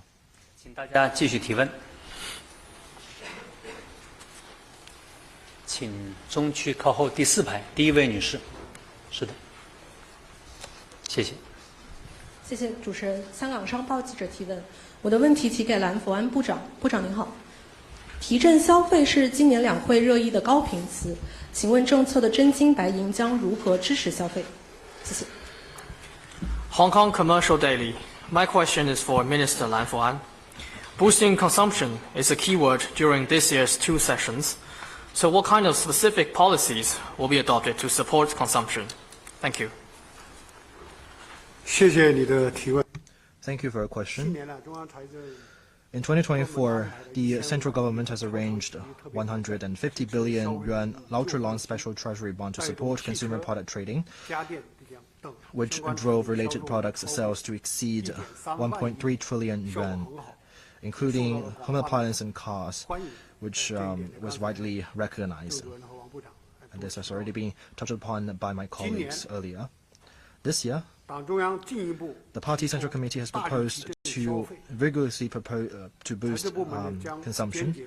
It is a decision that will be faithfully implemented by fiscal departments. We will coordinate existing policy with incremental policy, the optimization of supply with the expansion of demand, and the revitalization of consumption with livelihood improvement, stimulus to current consumption with strengthening future drivers of growth. And there will be a stronger and more targeted policy to be drafted to support consumption. And the policy will focus on the following areas. First, we will set to promote direct subsidies to consumers, expand and intensify the implementation of consumer good trading program to unleash consumer demand. This year, we have arranged 300 billion yuan of ultra-long special treasury bond, doubling the figure of last year. We have also included products like phones and tablets, which directly reduced their cost for consumers. And before the Spring Festival of this year, the early allocation of 81 billion yuan in subsidy funds gives the opportunity to the consumer to properly benefit from the policy dividend. Second, we also have to increase investment in livelihood-related sectors to stabilize household income, strengthen social security, and boost consumer confidence. For senior citizens, this year, basic pension for rural and urban residents will be increased. Pensions for retired workers will also be raised to appropriate level, which will benefit more than 300 million people. In the meantime, we will also provide better support to the services to the disabled elderly citizens. For babies, there will be child-raising subsidies. We will establish a national support system for preschool education. For students, the standards for subsidies will be further raised, while the coverage of the policy will be expanded. The national students' loan interest exemption and principal payment deferral policy will be continued. It is expected to benefit over 3.4 million people. For rural and urban residents, their basic medical insurance subsidies has been increased by 30 yuan, reaching 700 yuan per person annually. For low-income groups, subsidy levels will be raised continuously, and policies for extremely impoverished individuals, subsistence allowance recipient, and other disadvantaged groups will be further implemented. For employment vulnerable groups, we will implement a comprehensive policy framework integrating subsidies, unemployment safeguards, skill training, and welfare job placement to stabilize their employment and income. Third, we will set to enhance local support through subsidies and incentives, guide improvement of consumer environment, and optimize supply. On the one hand, we will further promote the development of pilot cities for modern commercial and trade circulation system, implement country-level commercial development initiative, and leverage policy effectiveness. On the other hand, this year, the central government has arranged additional funds for subsidies and incentives to mobilize local investment, promote new forms, new models, and new scenarios of consumption, so as to create more consumer hotspots. We will promote the development of international consumption cities and enhance consumption convenience and experience. Fourth, we will strengthen the interaction between fiscal and financial policies and carry out 2 additional loan interest subsidy policies to inject more energy for consumption. First is the fiscal interest rate subsidies on personal consumption loans in key sectors to alleviate immediate financial burdens. Second is in key livelihood sectors, including catering and accommodation, healthcare, elderly care, childcare, and home services. In these sectors, differentiated scale subsidies will be given to business entities to reduce their financing costs and improve their capabilities to provide more quality services. In short, the policy package is strong and covering a wide area. It will help to unleash new potentials in consumption and grow new drivers for the economy. The Ministry of Finance will work with other departments to carry out well the existing policy and implement these incremental policy in the pipeline as soon as possible to further unleash public policy dividends, create sustained support for boosting consumption, and with which to further strengthen momentum for economic growth. Thank you.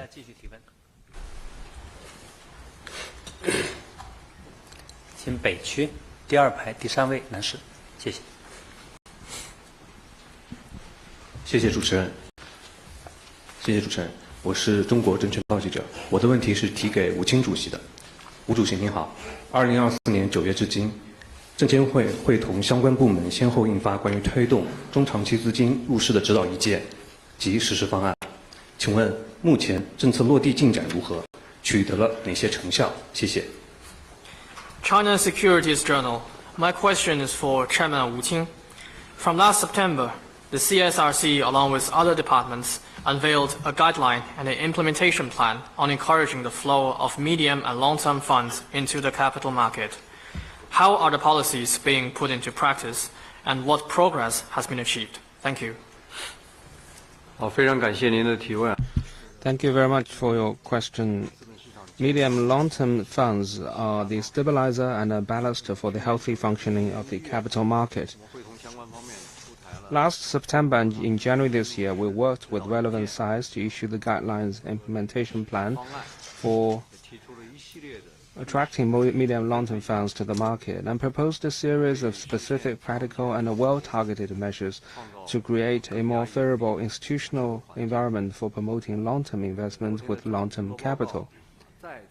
The government work report delivered yesterday once again stressed the importance of promoting the flow of medium and long-term capital into the market. And Governor Pan and Minister Lan and all the other relevant government departments are working expeditiously to promote implementation, and the policy effect can already be seen. First, there are now notably more long-term capital in the market.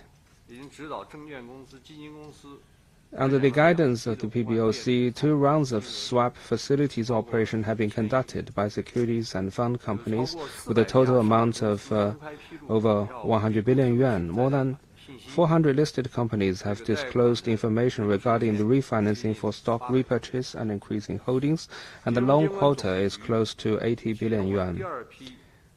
The National Financial Regulatory Administration launched the second pilot program on the long-term stock investment of insurance funds, with 52 billion yuan of funds approved before the Spring Festival and 60 billion yuan approved the day before yesterday. In the future, the program will continue to be gradually expanded.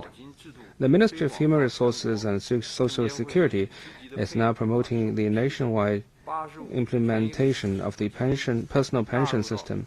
To support this effort, CSRC has incorporated the first group of 85 equity index funds into the catalogue of personal pension products. Since last September, insurance funds and various types of pension funds have made a net purchase of 280 billion yuan on the A-share market, providing strong support for the stabilization and recovery of the market. Second, the development of equity funds has notably picked up speed.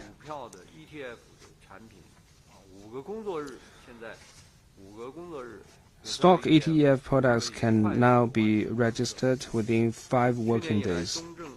Since last year, new offerings like the CSI A500 Index Fund and the Star Composite Index product have gained wide recognition in the market.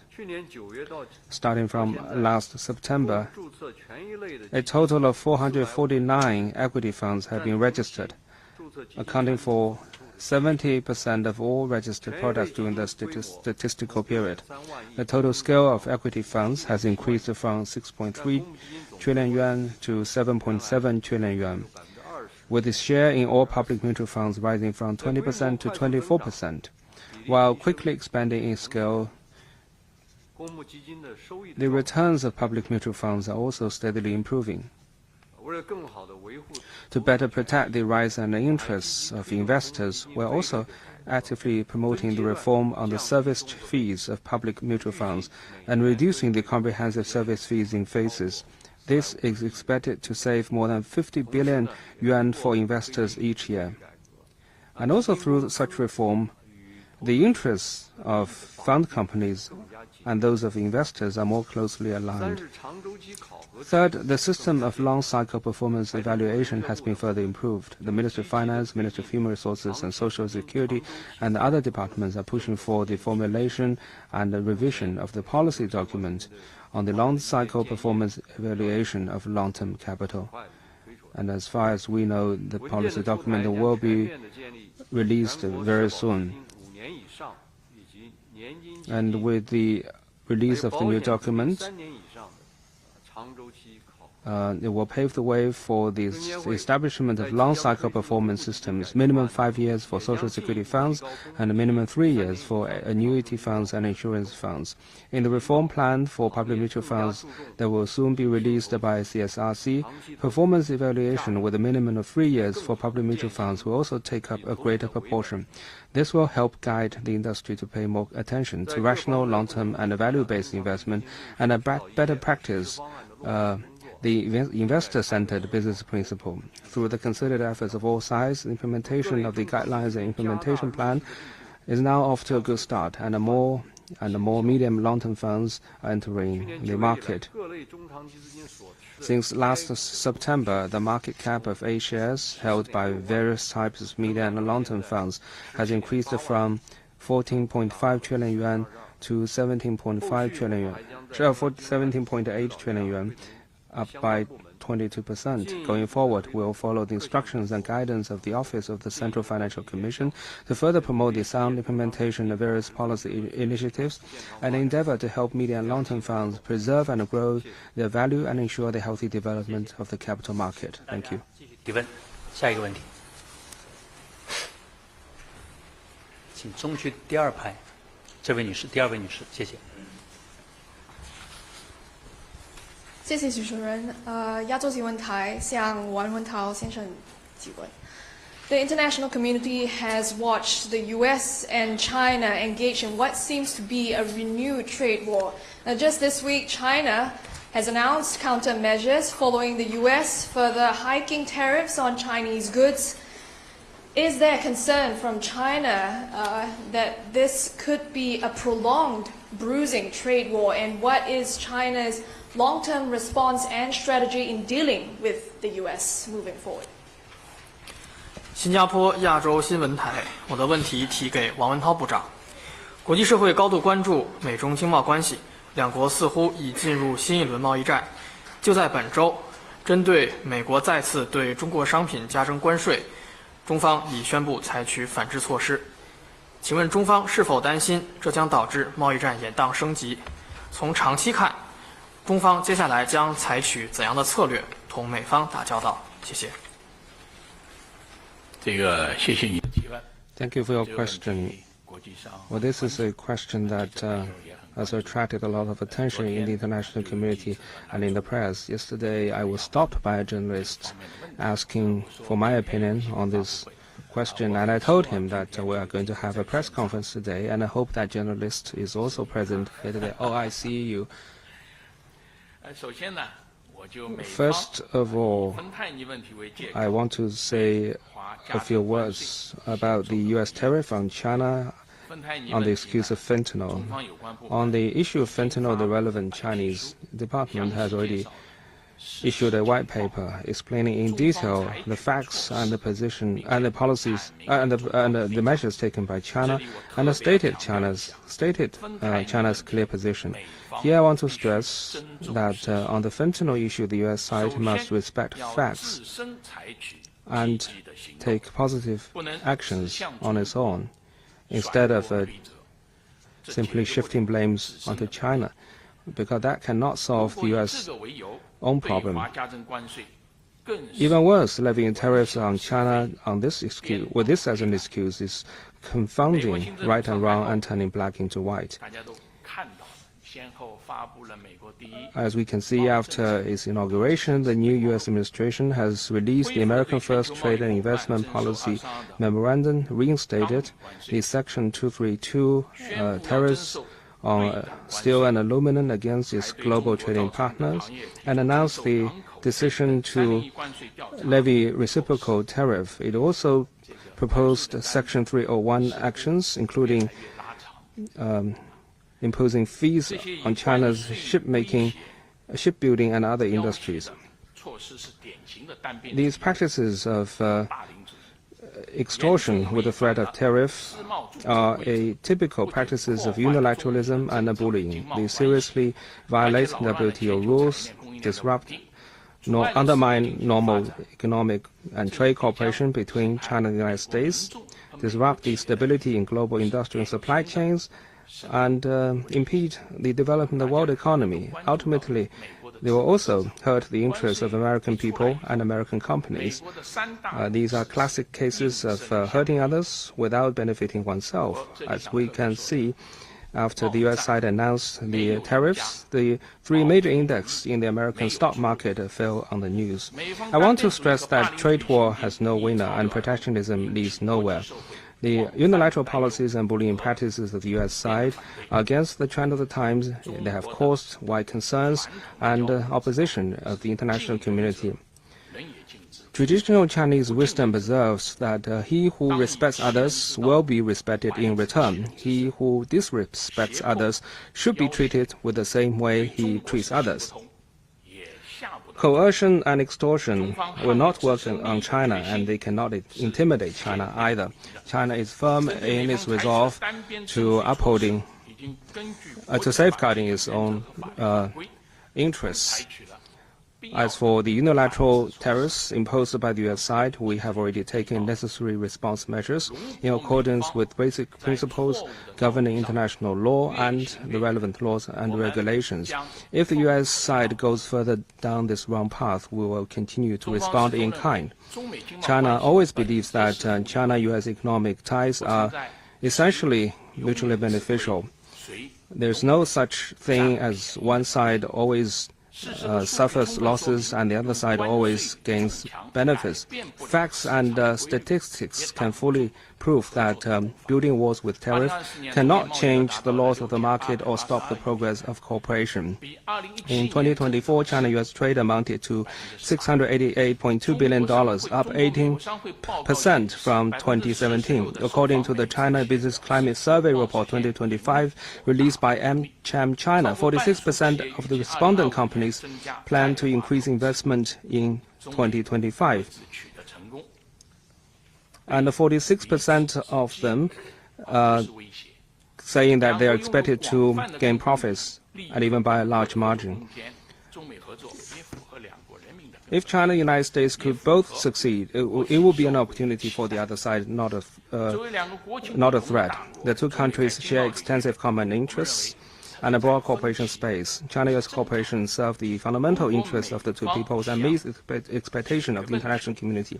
As two major countries with different national realities, it is normal for us to have differences in economy and trade. If the U.S. side truly wants to solve the problems, it should act like a big country and follow the right path, the right way to get along.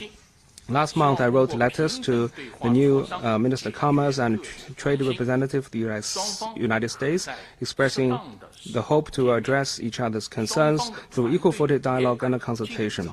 Our two sides can meet at an appropriate time, and our teams can also have communication as early as possible. We hope that the U.S. side will work with China in the same direction pointed by the two presidents during their phone conversation. Act on the principles of mutual respect, peaceful coexistence, and win-win cooperation, enhance dialogue, manage differences, and advance cooperation, and work together to push for the healthy, stable, and sustainable development of China-U.S. economic ties. Thank you. 我们给后续的同志也一个机会。中区第5排，这位男士，对。谢谢，我是封面新闻记者。我的问题想提给中国人民银行潘功胜行长。潘行长您好，我们知道防控金融风险是金融工作的永恒主题。我想请问，当前重点领域金融风险的情况如何？金融支持地方融资平台化债有何进展？下一步在防控金融风险方面还有哪些重点工作？谢谢。The cover. My question is for Governor Pan Gongsheng. Preventing and controlling financial risks is an internal theme of the financial work. How is the situation in preventing and controlling financial risks in key areas? What's been made in terms of supporting local financing platforms in diffusing debts through financial means? And going forward, what are the key tasks? Thank you for your question. At present, China's financial system is stable on the whole. Our financial institutions are generally healthy. risks in local government debt and the property market have continued to drop, and our financial market is operating steadily. First, China has taken prudent steps to reduce risks of high-risk, medium to small financial institutions through reform. As of the end of last year, commercial banks' capital adequacy ratio was lower than 16%. Our non-performing loan ratio was 1.5%, and provision coverage ratio was 211%, all significantly higher than regulatory benchmarks. That shows the stability of our financial market. In line with the principles of law and the market, the PBOC, together with regulators and local governments, have used real-time repair, merger and restructure, withdrawal from market, and other means to prudently deal with risks of medium to small banks. And the number of high-risk banks has been halved from the peak. The second, we have actively supported risk alleviation in and steady and sound development of the property market. Last year, based on our macro-prudential management mandate, we have improved financial policies for the property market. We have lowered the down payment ratio to 15%, reduced the new mortgage interest rate, and worked for lower rate of existing mortgage. These policies will help over 50 million families save around 150 billion yuan of interest payment each year. We have guided financial institutions to support delivery of housing projects, and relevant market players have carried out self-repair through new operating tactics and debt restructuring and so on. Recently, debt indicators such as commercial housing unit sales and prices, loans of property sector, all point to a rise of activities in the property market. Third, we have achieved important progress in debt alleviation of financing vehicles. We have adopted strong measures together with relevant departments and local governments to reduce debt risks of local financing vehicles. First, we have urged for serious adherence to financial and economic discipline and urged local governments to mobilize resources, funds, and assets at hand to reduce debt risks. Second, we have supported local governments in conducting injection of assets, merger and restructuring to remove the government fundraising functions of the vehicles and transform them into market-based entities. Third, we have guided financial institutions based on principles of the market and law to conduct consultation with financing vehicles and use reduction of interest rate, extension of loans, and other means to alleviate the vehicle's liquidity and interest burden. With collective efforts, we have significantly reduced the debt risk of financing vehicles. And since 2023, the PBOC has established a standardized day-to-day monitoring system for debt of financing vehicles, under which local governments and financial institutions both submit data on debt, which will be cross-checked. Compared to early 2023, as of the end of 2024, nearly 40% of local government financing vehicles have exited market through different means. The debt of financing vehicles mainly have two parts. First, hidden debts, and second, operational debt. Minister Lan just briefed you on the alleviation of hidden debt by those vehicles. Let me touch upon the operational debt of those vehicles. As of 2024, the scale of those vehicles' operational debt is 14.8 trillion yuan, which is 25% down compared to early 2023. Nearly three-quarters of these operational debts are borne by major economic provinces in central and eastern China, and they have strong capacity in alleviating debt burdens. In fourth quarter of 2024, the average interest rate of newly issued bonds by financing vehicles is 2.67%. This shows that the financial market's risk premium for financing vehicles is significantly lower Fourth, we have explored steps to expand macroprudential and financial stability functions to ensure stable performance of the foreign exchange, bond, and stock markets. On the foreign exchange market, we have stayed committed to the decisive role of market in formulation of exchange rate. In the face of external shocks and challenges, we have decisively taken measures, including macroprudential management, at proper time. At the same time, we strengthened guidance for expectations and communication with market players and rectified pro-cyclical behaviors in the market to prevent risk of foreign exchange rate overshooting. While many non-US dollar currencies depreciated to different extents, we have kept basic stability of the RMB exchange rate.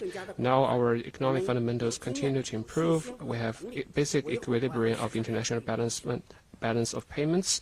Our foreign exchange market is more resilient, and we have more extensive use of hedging instruments. We have the experience and the confidence and capability to ensure the stability of foreign exchange market. On the bond market, as of the end of last year, the default rate of bond was around 0.25%, still at a low level.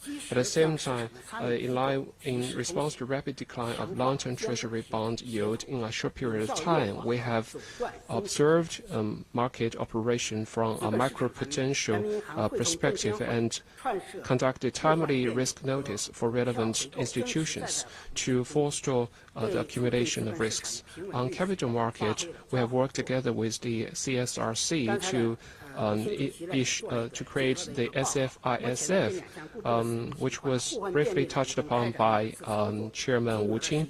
And so far, we have conducted 2 operations using this swap facility. And as of February of this year, listed firms have disclosed intention to apply for a maximum of 75 billion yuan of loans for share buybacks and holding increase. Going forward, we will continue to hold the red line of no systemic financial risk. First of all, we will closely follow the connection between macroeconomic performance fluctuations with financial risks. We will continue to keep a dynamic balance between economic growth, economic structural adjustment, and prevention of financial risks, and strengthen counter-cyclical adjustment to provide a sound monetary and financial environment for high-quality development. Second, we will guard against external shocks and external risks, which was touched upon by Minister Wang Wentao. At the same time, at present, we face a more complicated and serious external environment. Unilateralism, protectionism on the rise, global supply chains and industry chains are unstable. Geopolitical tensions have led to greater tensions. Major economies, inflation, and monetary policies have led to greater uncertainty, which have impacted market expectations and investment confidence. This has brought spillover effects to China's stable financial and economic performance.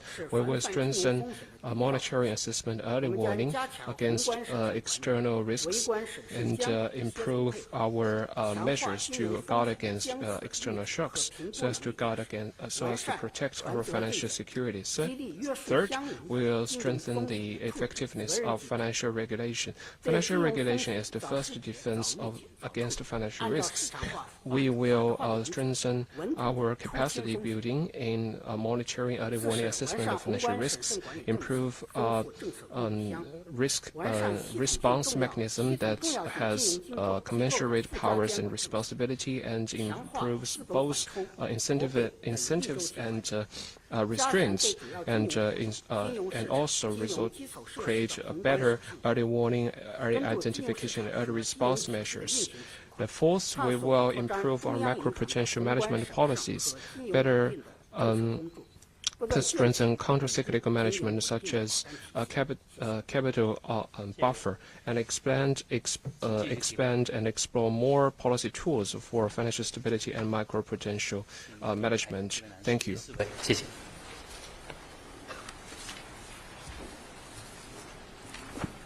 谢谢主持人。每日经济新闻记者提问，我的问题提给国家发改委郑善杰主任。今年是“十四五”规划的收官之年，也是谋划“十五五”规划的关键一年。这几年，全国人民一起经历了很多大事难事。您如何看待这几年经济社会发生的变化？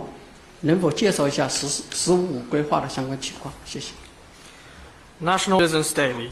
My question is for Chairman Zheng Shanjie. This year is the final year of implementing the 14th Five-Year Plan. It is also a crucial year for formulating the 15th Five-Year Plan. Over the past years, the Chinese people together have experienced many big things and difficulties. What do you think of the changes in social and economic development these years? And could you please tell us more about the 15th Five-Year Plan? Thank you. 谢谢。 Thank you for your question. The issue you have raised, or which you have talked about the 14th Five-Year Plan, is something that everyone is thinking about and is also a part of. Since the implementation of the 14th Five-Year Plan, under the strong leadership of the Party Central Committee with Commerce System at its core, the whole nation has worked in unity, transforming the blueprint of the 14th Five-Year Plan bit by bit into reality. And we have to say that progress made are all in line with expectation. To take a holistic approach, China's comprehensive strength was boosted, and the overall stability was maintained in a society. And the image of China as trustworthy, lovable, respectable has gained wider international recognition. In the specifics, it can be seen in the following 6 aspects. First, huge increase in comprehensive strength. China's economy has presented the strength as a world major country. The aggregated sum of our GDP is growing year by year. It is estimated that the growth over the period of the 14th Five-Year Plan were registered at 30 trillion yuan in that period.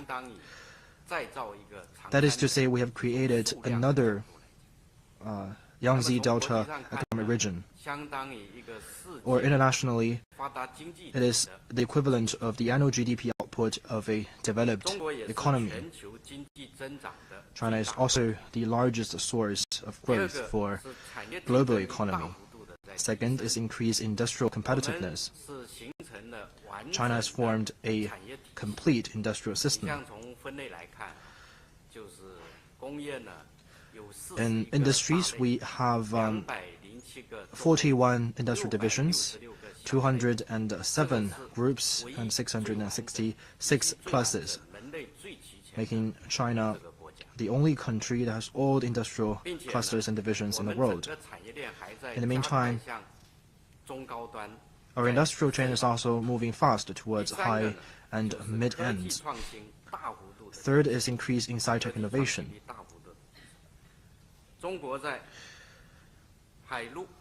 China is seeing great breakthroughs in basic research as well as key technologies. We have secured many quote-unquote first times in China and many first time in the world. For example, in areas like integrated circuits, artificial intelligence, quantum technology, aerospace, maritime technology, high-speed railway, and many other areas, we're seeing more and more breakthroughs coming at our way. And on homemade cruise ships, airliners, nuclear power plant, heavy-duty gas turbines have also attracted wide attention. It is fair to say that Made in China is transforming into Create in China or Innovate in China. Just now, my colleagues have mentioned that the press conference today are seeing greater content of sci-tech innovation-related contents. It is truly the case, because we can say that sci-tech innovation are coming out of ways in waves, which is fundamentally reshaping our lives. Fourth is increase in capacity of protecting people's protecting people's well-being. In recent years, we have spent no effort in stabilizing employment, boosting income, and created 50 million urban jobs. And income growth is basically in line with economic growth. And the public services and social security system was strengthened, and pensions are rising. Just now, my colleagues have already also briefed you on this. And direct settlement of cross-provincial medical bills are becoming much more convenient, and more community-based services are available at doorstep, and our environment quality has been improved. This is something that everyone can feel. You can see the sky is turning bluer, and water cleaner, and grass greener. The fifth, increase in security foundation. Food and energy security have all marched on new levels, and the resilience and level of security has been boosted in the industrial chain and supply chain as well as in the financial sector. And on infrastructure supporting our development, for example, in terms of operating distance of high-speed railway reached 48,000 kilometers. That is approximately 70% of the whole world. The operating distance of highway has reached 190,000 kilometers, ranking first in the world. And for example, the total scale of computing power has doubled in recent years, and the data production is growing at a faster pace. And the growth of our data production is basically equivalent to the aggregated data of 15 million national libraries. 6. The image and profile as a major country will further promote it. China has signed Belt and Road cooperation documents with 150-plus countries and 30-plus international organizations. We have advanced in a parallel manner signatory project as well as small and beautiful livelihood projects. We have carried out extensive cooperation on industries and investment with countries around the world.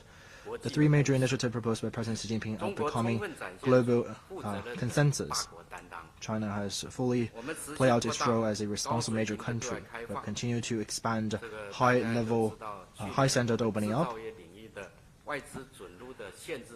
And you've all know that we have removed all the barriers on foreign investment to the infrastructure, to the manufacturing businesses. And in terms of the measures on the negative list, it has been further reduced to 29 clauses. We have continued to broaden space for win-win cooperation. After years of implementing the 14th five-year plan, the confidence we have for high-quality development has further boosted. This year, we're going to act on the decisions of the Party Central Committee and State Council, and we will do well the formulation of the 15th five-year plan, as well with the focus of the following two things. First is that we'll implement the sessions of the Party Central Committee to draft the 15th five-year plan. On the basis of thorough research, we will work with relevant parties to draft outlines and propose a series of important strategies, important policies, as well as important projects. And the draft outline will be submitted to the next year's two sessions. Second, we will draft a batch of important specialized plans and regional plans. These plans will cover scientific innovation, industrial development, social programs, cultural development, and eco-environment. And the areas that are that have close connections with the people, for example, employment, education, healthcare, and social security will also be included. And the drafting of the outline of the 15th five-year plan is a process that requires us to pull wisdom and consensus from the public. We will adopt different methods and listen carefully to the suggestions and advices from the deputies of the MPC as well as the CPPCC, from the general public, entrepreneurs, scholars, and experts, so that we can make this 15th five-year plan better reflects the needs of development and the people. Thank you. 现在已经过了2个多小时，因为时间的原因呢，今天的记者会到此结束。谢谢各位嘉宾，谢谢大家。Friends from the press, in the interest of time, the press conference will end here. Thank you, distinguished guests. Thank you all.